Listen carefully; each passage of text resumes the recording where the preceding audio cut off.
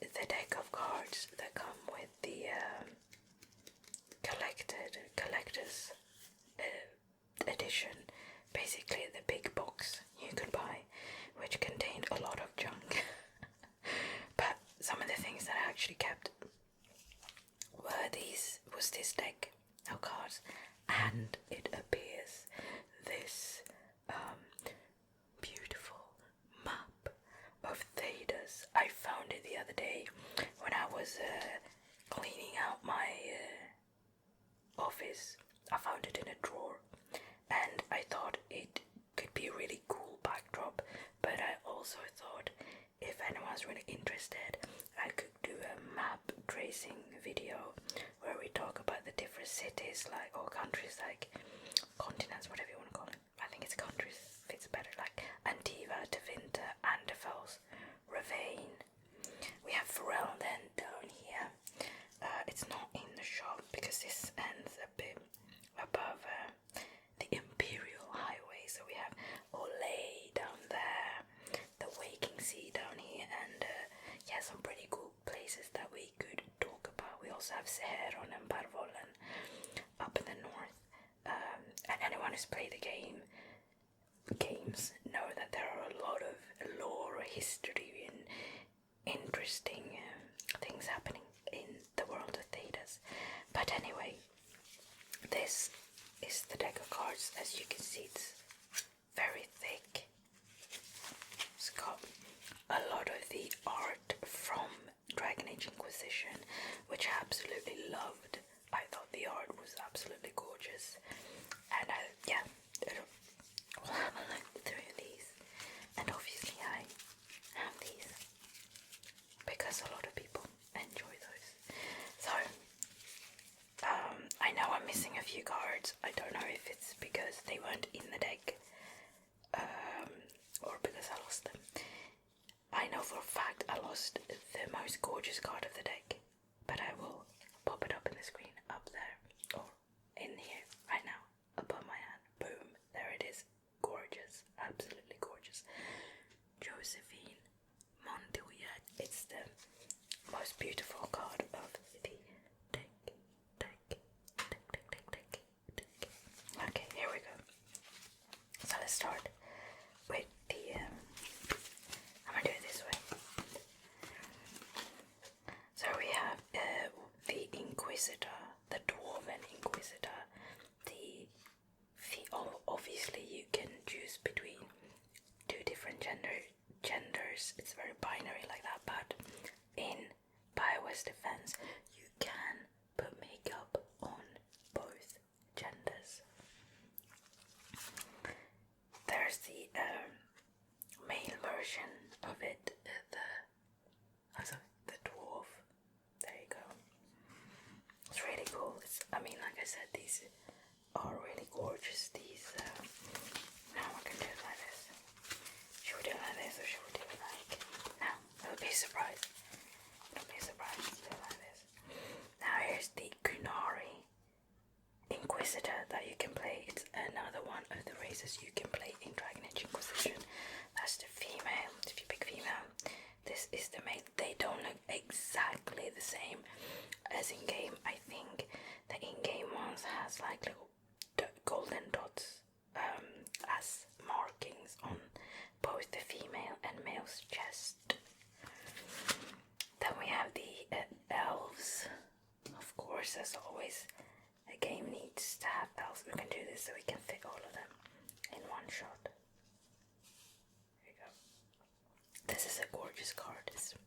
I really love the colors in it and the background, like the nature feel of it, because elves are so associated with nature. I think they've done a great job with it.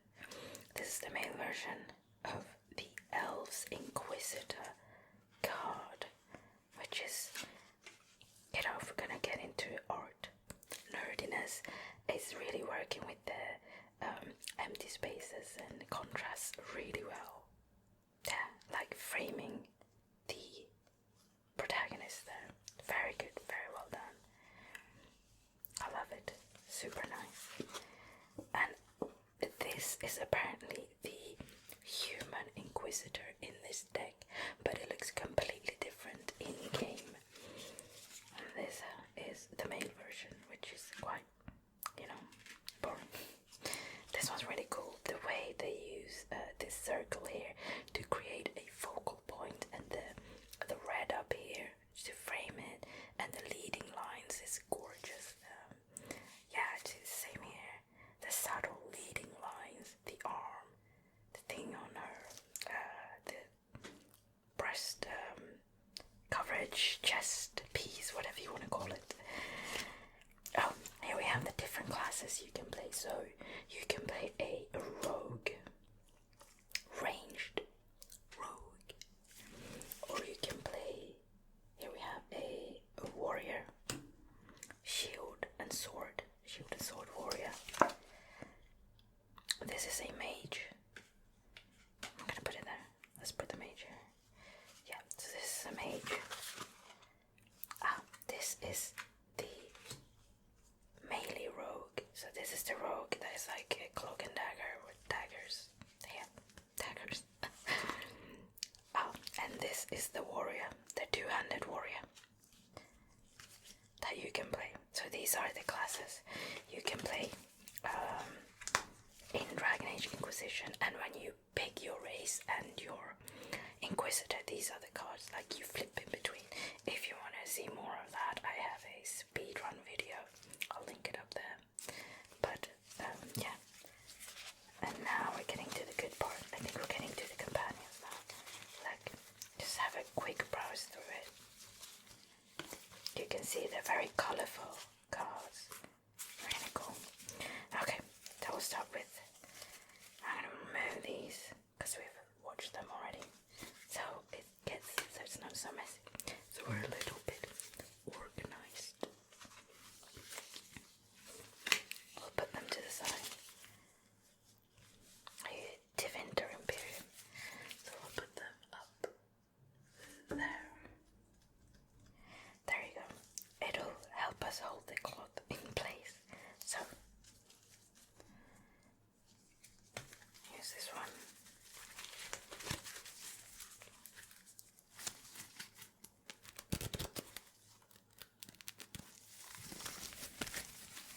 Okay.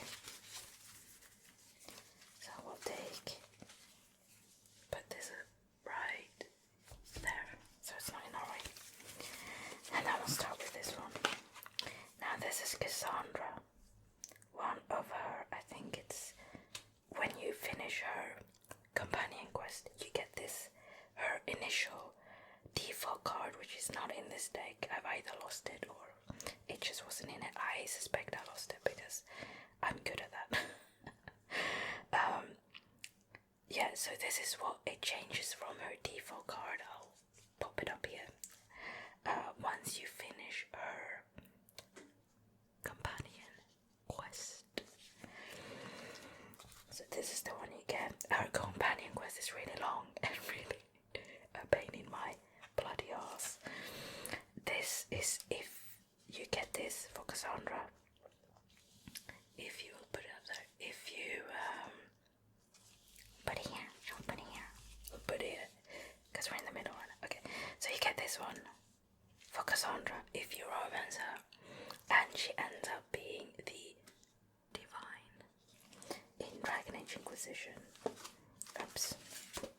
And this is my favorite card of Cassandra. This is what you get if you romance Cassandra, but she doesn't end up the divine. Which, I love this one. The contrasting colours, it's just such great, it's just great work with the contrasting colours, and just have they done it. It's gorgeous. Love it. Absolutely gorgeous. I might have to say that word a lot because a lot of these cards are gorgeous or beautiful or fantastic or brilliant, but yeah. So this is Varric's default card.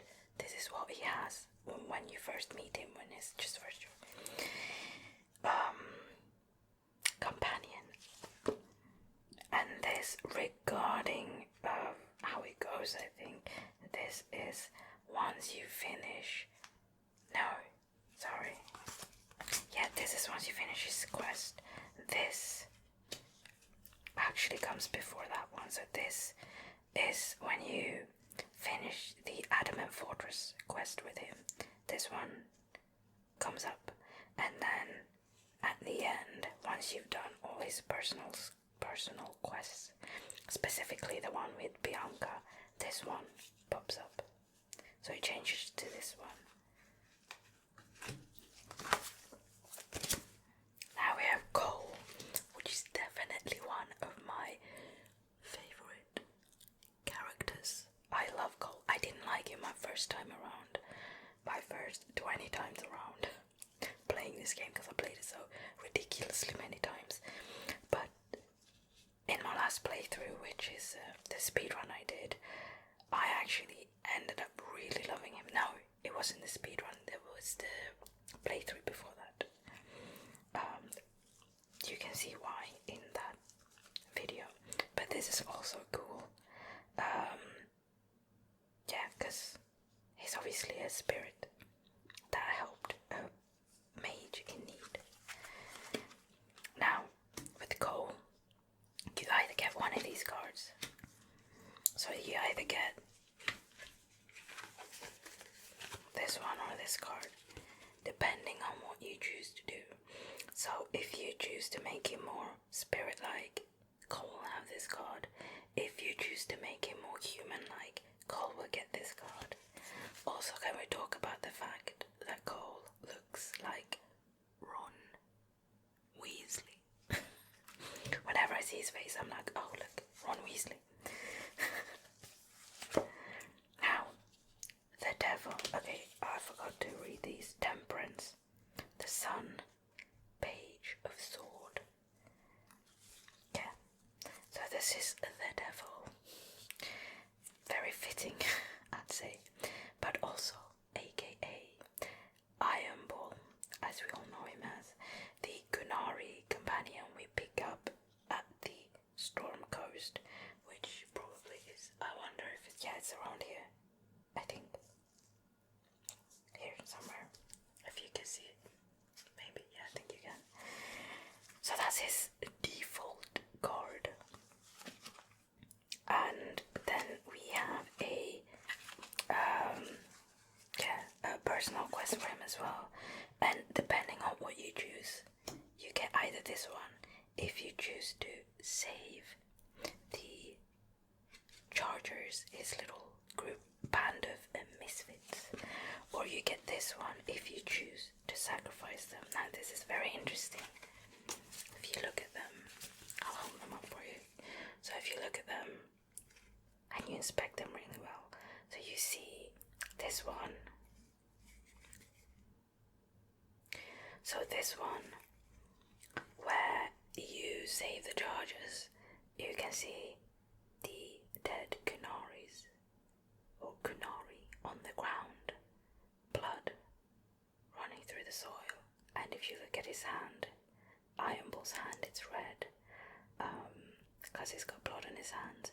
And now if you look at this one, if you sacrifice the Chargers, you can see someone looking like Ironbull holding the Kunari flag very proudly. He's like falling in line. And if you don't want spoilers, you really shouldn't be watching this video. So here's your warning, spoiler incoming. 3, 2, 1. Spoiler alert. Now if you sacrifice the Chargers, Ironbull will remain loyal to the Qun and will later on betray you or turn against you because the Qun asks him or demands it of him. So that happens. If you don't save the Chargers, I was really upset my first playthrough because I forgot his personal quest. I didn't talk a lot to him. Oops. Needless to say, I do it every time now. So I was very salty about this as well. So for the longest time, I didn't like Ironbull. It's not my favorite character, but whatever. So this is the card you get if you romance Ironbull, and I hear my cat, so we might have a cat incoming. Hopefully she won't make too much noise. She's helping, and she's so helpful. Always so helpful, isn't she? Okay, let's see if we can keep doing this or if she makes too much noise. Now this is one of a lot of people's favorite characters, which is Dorian, the Tevinter mage, who's left his homeland to try to, help out, because he does love his homeland despite what he sometimes says about it. So this is his default card. Saga, are you being helpful or are you being unhelpful? I don't know. I guess I'll find out when I edit this. Saga nay.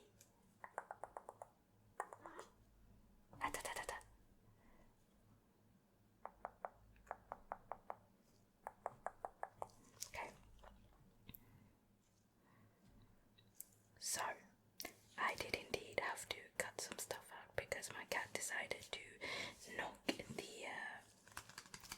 microphones with her big fat head, and it makes a reverberating loud sound. Anyway, this is Dorian's default card that you get when you first meet him. If you do Dorian's quest, this is what you get, which I think is a gorgeous card. I just love it. But this one, the next one is even better.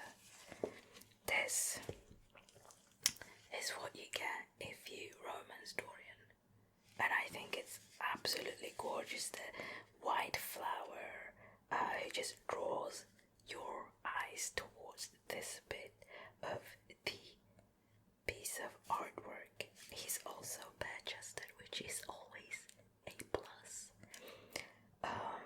Yeah. And the last one is, this is Vivienne, the High Priestess.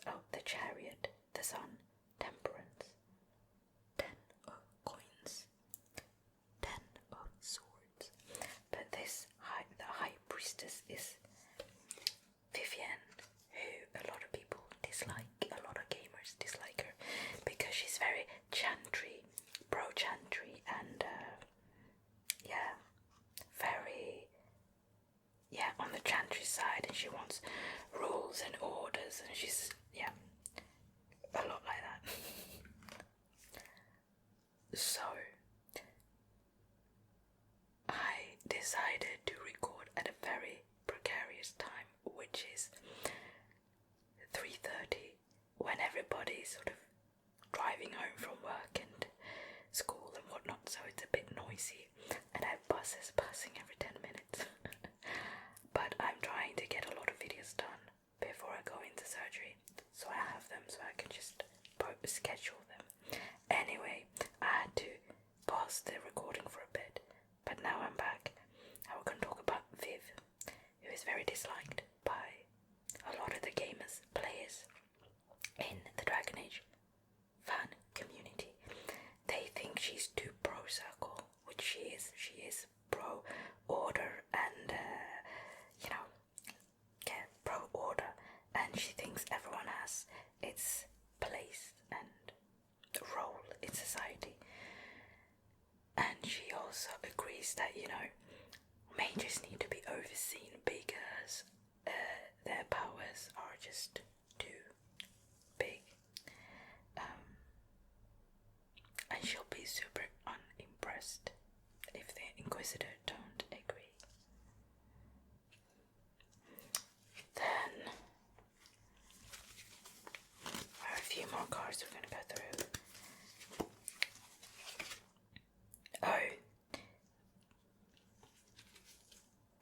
The Hermit.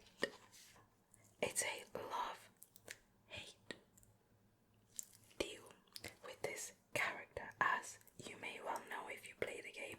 If you haven't, again, spoilers.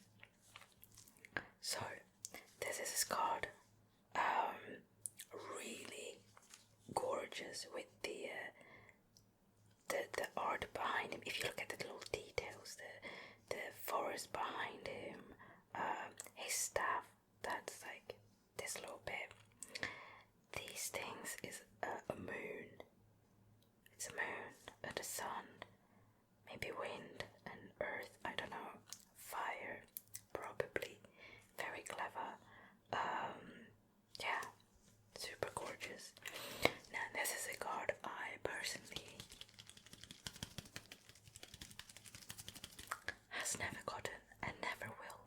I've tried it multiple times, but it kind of oozes me out a little bit. This is what you get if you romance Solus. As ooey as he is, this is gorgeous. Like, it has these golden details. They look golden, obviously they're not, but it's just so well done. The wolf here, the white wolf, his outfit, the forest in the background. Yeah, absolutely gorgeous. Now, here we have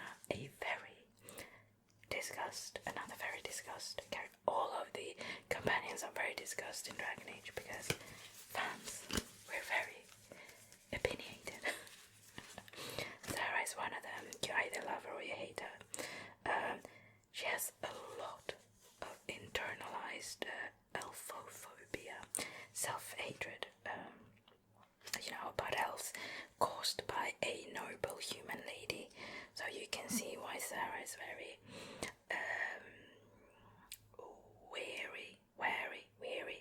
wary, not sort of careful with humans.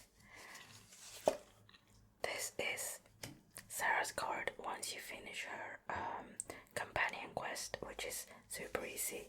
All you do is go to the war table and do a lot of herb catching bees and whatnot. There you get that one. And this is what you get if you choose. But here, to romance Sera, which personally, I find the red eyes a little bit creepy, but I suppose it's like eyes full of, I don't know, love. They're creepy. I don't like them. I'm also not a fan of feet, so this card is very wrong to me on so many levels. I hate it, and I've romanced her, but I still hate it.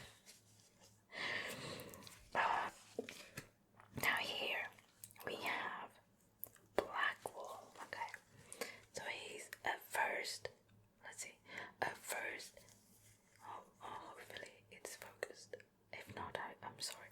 At first we think he's a Black Warden, but as the game continues on, we find out he is just posing as one because he was a I don't remember the word in Swedish, but like basically officer or like a leading person of soldiers. I don't know what I can't remember what it is, but he ordered them to kill someone, and they did, and then he fled because it wasn't like he just ordered it for his own sake, I think.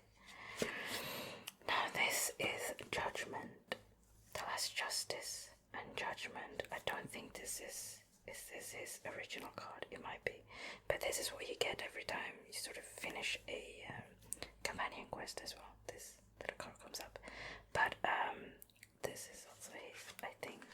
I'm not entirely sure about his because I don't like him, so I don't pay him any attention. Half the time I just tell him to fuck off. Now here is one of our advices, Lady Montiliet. This is her second card. It does not show up in game. I don't think, maybe it does. Maybe this is her default card in game. I can't remember. I don't think it is. It's the other one that I've lost. This is just another card. So this is her other card. I think it's somewhere in the game, but it's not one of the cards we see often when it comes to her. It's still a pretty card, but it's not as beautiful as her main card. Now this is also one of my favorite cards. Look at this gorgeous piece of work. This is obviously Liliana.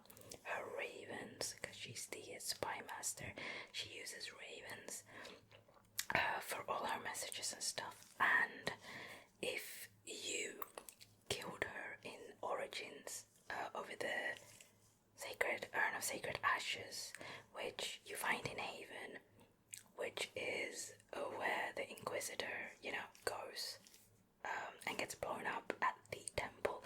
That temple is the temple of the Urn of Sacred Ashes, right? So, either way, if you kill her in the first game, in Inquisition, at the end, once everything's done, she dissolves into ravens and she's gone. Look at these pointy dagger swords, because of her she's been hardened for, regardless if you harden her in Origins or not, she's hardened in this game, which, these, because she's also a bard who stabs people. Princess Stabbity Kill Kill. Her red, gorgeous hair. Yeah. Oh, and this. Look at this beautiful detail. Here, there's a soldier here, Inquisition soldier. The Queen of Swords. Isn't that fitting? Considering she's the Stabbity spy master. But she's also really good. She's a really good bard, and she's really good at killing people. You can never have too many of those in a game like Dragon Age Inquisition. And this is our third advisor, Cullen. He's a former Templar, and he's just advising us on a lot of stuff, like the more battle side of the Inquisition. It's a very nice card.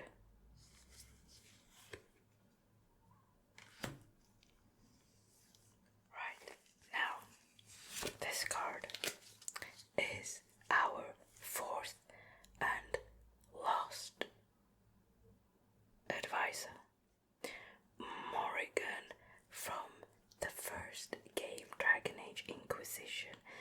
Our warden travelled with her and Leliana, so these two are both from the first game.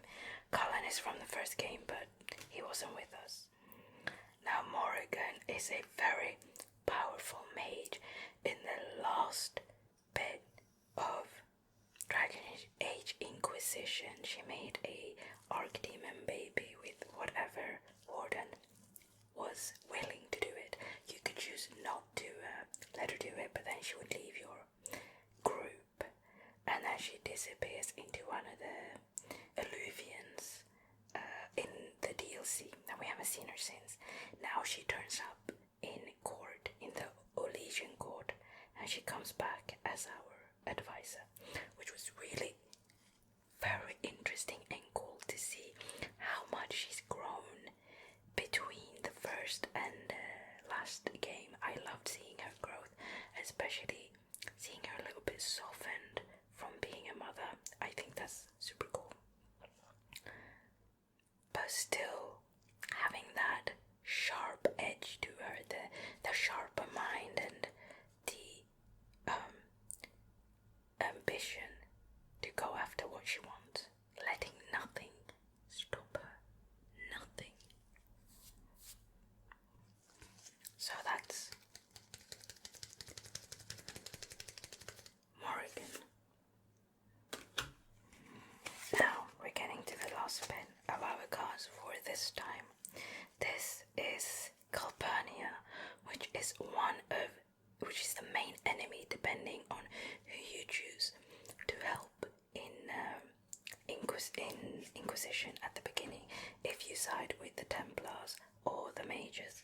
So if you side with the Templars, Calpernia will be your enemy that Corypheus uses to try to stop you. She is a former slave and a mage, and if you choose to aid the mages, then I cannot remember his name now. God damn it, I do know it, because we meet him in Kirkwall. He becomes your enemy then, so he's the guy that kind of tries to stop you. And I know his name, because I'm filming, I cannot remember it. If you remember it, put it in the comments below. Also, if you had a favorite card that you think was the most beautiful or gorgeous or coolest, whatever word you see a map tracing. If you want to see more of these extremely gorgeous cards, please comment